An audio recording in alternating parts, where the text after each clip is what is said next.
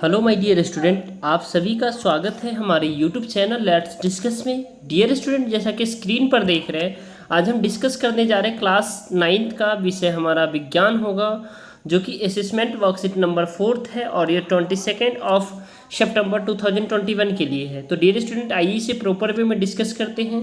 और इससे पहले आप इस वर्कशीट को पहले खुद से सॉल्व कीजिए, उसके बाद आप यहाँ से आंसर को मैच कर सकते हैं और सॉल्यूशंस को भी साथ साथ। तो लेट्स स्टार्ट।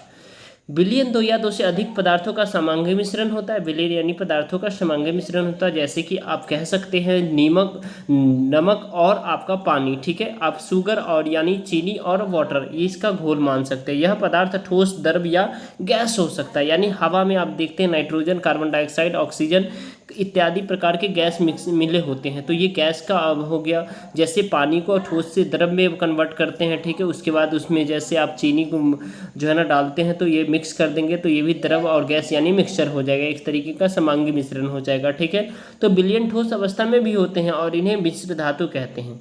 किसी विलयन की अघुलनशीलता तापमान की वृद्धि के साथ साथ बढ़ती है और विलयन की संतृप्तता का स्तर विलयन का तापमान बढ़ने से बढ़ जाता है। ठीक है, अब डियर स्टूडेंट, इसमें हमें सॉल्व करना है निम्न में से कौन सा ठोस द्रव विलयन का उदाहरण नहीं है।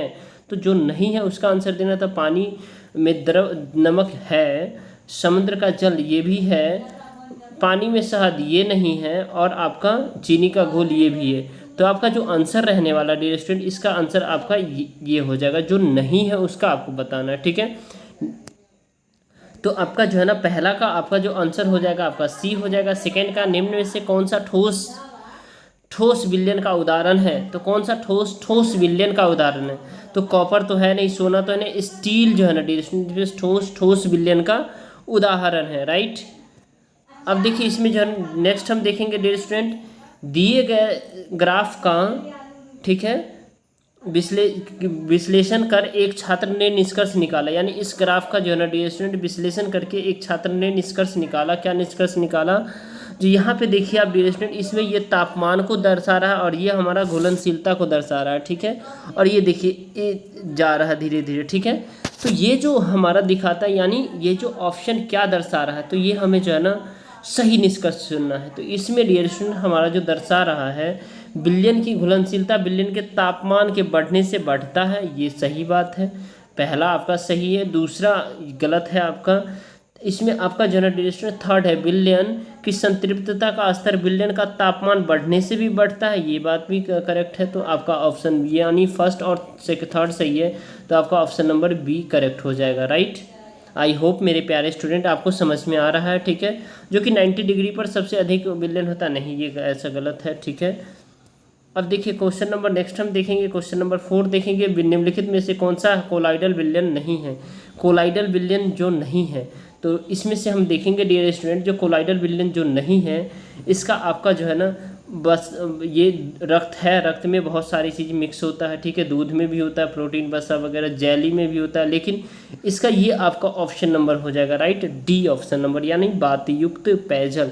निम्न में से कौन सा मिश्रण अस्थाई है। अस्थाई है, तो इसमें से कौन सा मिश्रण अस्थाई है, तो ये आपको बताना है।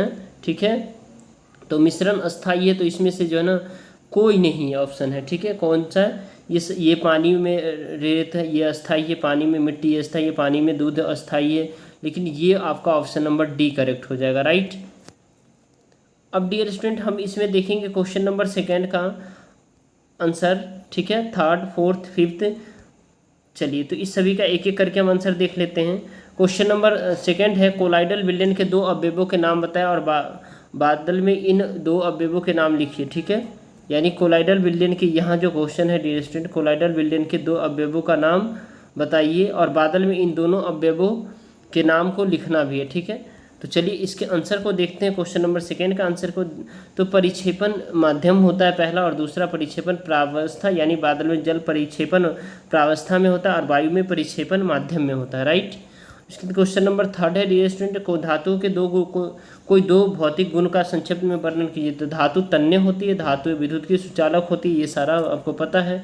ठीक है, उसके बाद क्वेश्चन नंबर फोर्थ है, निम्न पदार्थों को मिश्रण और यौगिक में वर्गीकृत करना। तो जल, स्टील, शीतल पेय, कार्बन डाइऑक्साइड, हवा तथा बेकिंग सोडा। तो मिश्रण है स्टील, हवा तथा पेयजल, ये मिश्रण है। ठीक है, और बाकी जो है ना डियर स्टूडेंट, ठीक है, यौगिक है। तो आप इसमें से जो है ना मिश्रण को अलग कर लीजिए। मिश्रण जो है ना इसमें से मिश्रण में स्टील है आपका, हवा है, शीतल पेयजल है। तो आप यहाँ जल हो गया आपका, क्या हो गया, यौगिक हो गया, ठीक है। यानी उसके बाद जो है ना डियर स्टूडेंट आप इसमें से जो है ना फिर कार्बन डाइऑक्साइड आप ले सकते हैं, फिर उसके बाद बेकिंग सोडा ले सकते हैं। तो ये सारा हमारा यौगिक हो गया। तो यौगिक के रूप में ये हो जाएगा, आप इसे अलग से लिख लीजिए, ठीक है।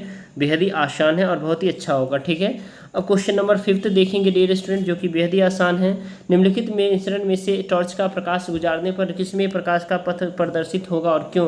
तो टॉर्च का प्रकाश गुजारने पर डियर स्टूडेंट हमारा जो है ना इसमें जो प्रकाश का होगा यह दूध और पानी में, किस में होगा, दूध और पानी का मिश्रण में होगा, क्योंकि दूध और पानी के मिश्रण से टॉर्च का प्रकाश गुजरने पर प्रकाश का पथ प्रदर्शित होगा, क्योंकि यह कोलाइडल है।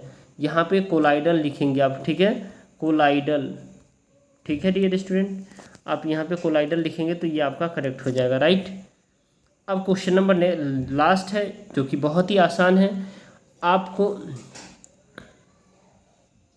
आपको 3 बीकर ए बी सी दिया गया है। इनमें से एक विलयन है तथा बाकी 2 कोलाइडल है। विलयन और निलंबन है। विस्तार से समझाइए कि टिंडल का प्रभाव प्रयोग करते समय आप किस प्रकार के इन को पहचानेंगे।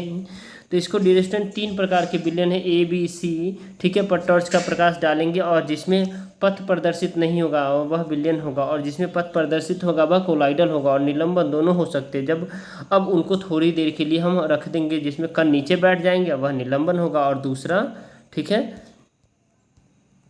ठीक है डियर स्टूडेंट, तो निलंबन होगा। तो आई होप आपको ये समझ में आ गया है, ठीक है। दूसरा जो है ना कोलाइडल होगा, दूसरा क्या हो जाएगा, कोलाइडल हो जाएगा। दूसरा जो है ना यहाँ पे कोलाइडल लिख लीजिएगा, ठीक है, यहाँ पे कोलाइडल आपको लिखना रह गया है, ठीक है। तो यहाँ पे कोलाइडल हो जाएगा,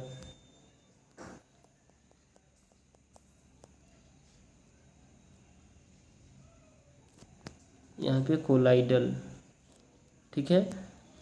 चलिए, तो आप मुझे सपोर्ट कर सकते हैं इस वीडियो को लाइक करके, ज़्यादा से ज़्यादा हमारे चैनल को सब्सक्राइब कीजिए और इस वीडियो को शेयर कीजिए, ठीक है डियर स्टूडेंट। फिर मिलते हैं नेक्स्ट वर्कशीट में, तब तक के लिए bye bye, take care, have a nice day.